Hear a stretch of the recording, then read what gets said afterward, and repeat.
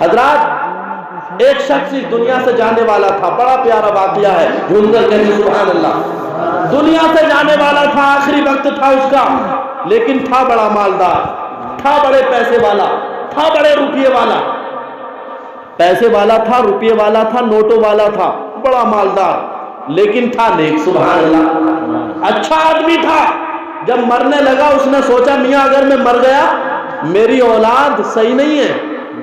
باپ کو پتا ہوتا نا اولاد کیسی ہے، باپ کو بھروسہ ہوتا اگر اولاد اچھی ہے تو باپ کہتا میاں مجھے اپنی اولاد پر بھروسہ ہے، میری اولاد غلط نہیں کر سکتی، اور جس کی اولاد غلط ہو تو وہ کہتا مجھے اپنی اولاد پر بھروسہ ہی نہیں ہے، کچھ بھی کر سکتی ہے۔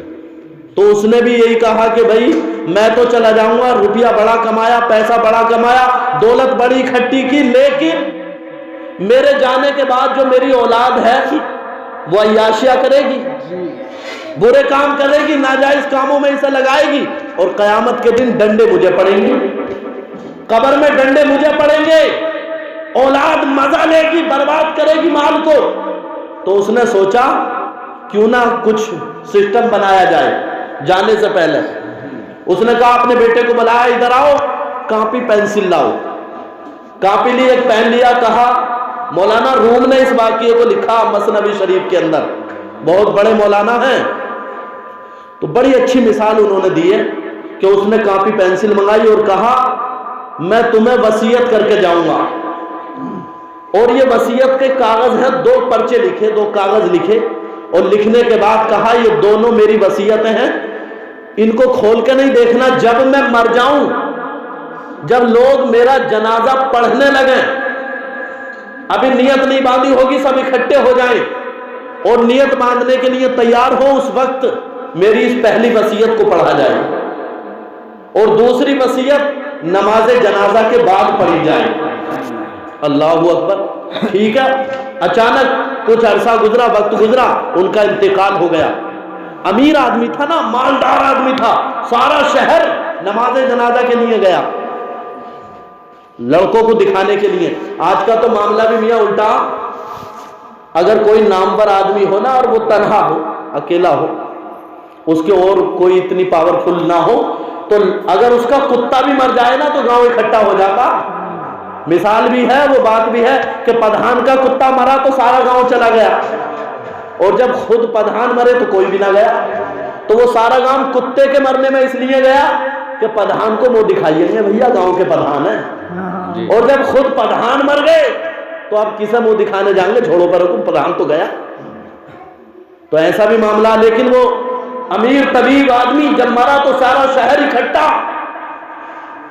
حضرات محترم، لیکن بڑی کمی کی بات ہے کہ ہم اور آپ کوئی غریب رشتہ دار ہے تو اس کے جنازے میں بھی نہیں جانا چاہتے، اس کی شادی میں بھی نہیں جانا چاہتے، اس کے کسی پروگرام میں بھی نہ جانا چاہتے۔ اور میاں حال یہ ہے، کسی شاعر نے کہا تھا سگا بھتیجا سگا بھانجا اگر غریب ہے تو پڑوسی بتا رہے ہیں لوگ، سگا بھتیجا سگا بھانجا سگا بھائی اگر غریب ہے تو پڑوسی بتا رہے ہیں لوگ، اور پتہ لگاؤ یہ میت کسی امیر کی ہے جو دوڑ دوڑ کے کاندھا لگا رہے ہیں لوگ، پتہ لگاؤ یہ میت کسی امیر کی ہے جو دوڑ دوڑ کے کاندھا لگا رہے ہیں لوگ۔ اگر بھائی غریب ہو نا، پڑوسی غریب ہو، بھتیجا غریب ہو، بھانجا غریب ہو، تو حضرات اگر کوئی شہر میں پوچھنے لگے فلاں آدمی کو جانتے ہو، بھتیجے کا نام لے کے، بھانجے کا نام لے کے، بھائی کا نام لے کے، تو اگر وہ بالکل غریب ہے تو کہے گا ارے ہاں پڑوسی ہے،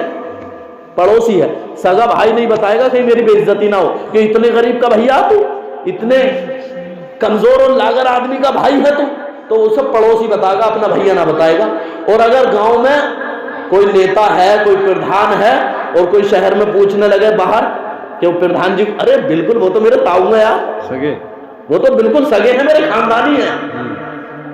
کوئی وکیل ہو، کوئی اچھا کوالٹی والا آدمی ہو، تو اگر وہ دشمن بھی ہے نا باہر جا کے، اسے جانتے ہو ارے یار بالکل یار آمنے سامنے گھر ہے، بات ایک ہے، وہ تو میرے اپنے سگے ہیں، اور سگوں کو غریب ہے تو سگا نہیں بتائے گا، سگا بھتیجا سگا، بات سمجھ میں آ رہی ہے نہیں؟ یہ تمہارے آئینے میں تمہیں منہ دکھا رہا ہوں میں۔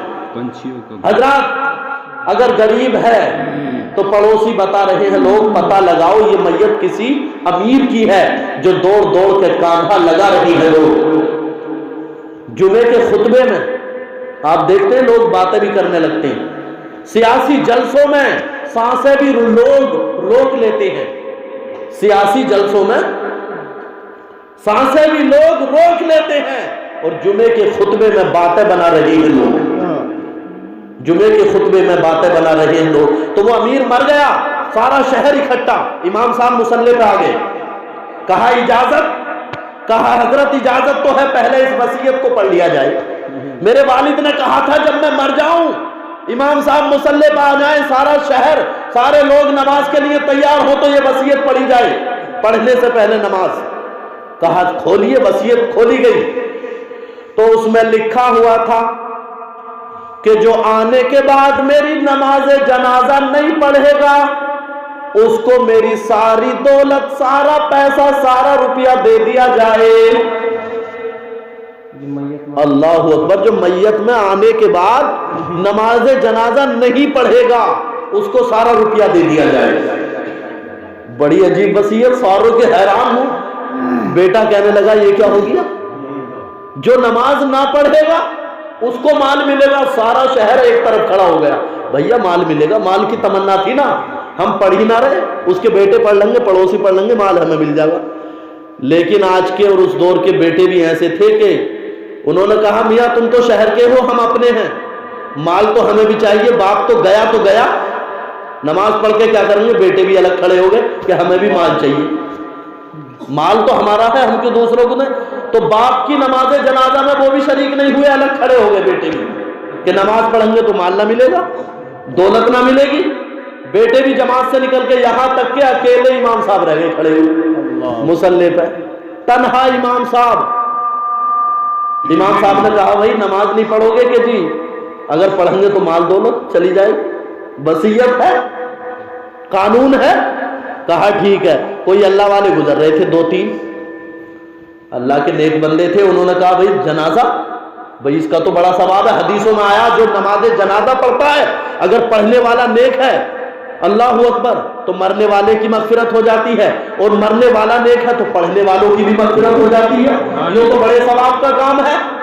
تو انہیں پوری بات کا پتہ چلا کہ بیٹوں نے بھی نماز نہیں پڑھنی, شہر والوں نے بھی کیا چاہیے, دولت. انہوں نے کہا میاں قیامت کے دن دولت کام نہ آئے گی, پیسہ کام نہ آئے گا, ہیرے جواہرات کام نہ آئیں گے, نیکیاں ہوں گی تو کام آئیں گی, نیکیوں سے جنت میں جاؤ گے. کہا ہمیں روپیہ نہیں چاہیے, پیسہ نہیں, ہم نماز جنازہ پڑھیں گے.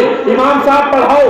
3 وہ لوگ تھے, نماز جنازہ پڑھ لی گئی. حضرات جیسے ہی نماز جنازہ ہوئی, نماز جنازہ پڑھ لی گئی, اب اس کا بیٹا آگے آ گیا. کہا ایک وصیت اور ہے, ابا نے کہا تھا نماز جنازہ ہونے کے بعد دوسری وصیت پڑھ لینا. حضرات تو امام صاحب کو پرچہ دیا, کہا امام صاحب آپ ہی پڑھ لو, آپ نے نماز پڑھی ہے کہ اس میں کیا لکھا ہے. تو جب پرچے پر حضرات محترم لکھا ہوا دیکھا, امام صاحب نے پڑھا تو یہ بات لکھی ہوئی تھی کہ میری پہلی وصیت ختم ہو گئی, منسوخ کر دی گئی. اب وصیت یہ ہے کہ جنہوں نے میری نماز جنازہ پڑھی ہے سارا مال ان کو دے دیا جائے. اللہ اکبر, اللہ اکبر. جنہوں نے میری نماز جنازہ پڑھی ہے ساری دولت, سارا مال ان کو دے دیا جائے. سبحان اللہ. حضرات محترم برادران ملت اسلامیہ, تو دنیا داروں کے ساتھ تو یہی ہونا ہے, نہ خدا ہی ملا نہ وصال صنم, نہ ادھر کے رہے نہ ادھر کے رہے. حضرات محترم وہ خدا سے بھی دور, دولت سے بھی دور, اپنی حرص و حبش میں گم ہو گئے, اور اللہ تعالیٰ نے ایمان والوں کو, نماز پڑھنے والوں کو عزت بھی عطا فرمائی, نیکیاں بھی عطا فرمائی, اور سارا مال بھی عطا فرمائی. سبحان اللہ, سبحان اللہ, سبحان اللہ. حضرات محترم تو دیندار بنو, لالچ میں مت آؤ دولت کے, لالچ میں مت آؤ پیسے کے. اللہ تبارک و تعالیٰ کی عبادت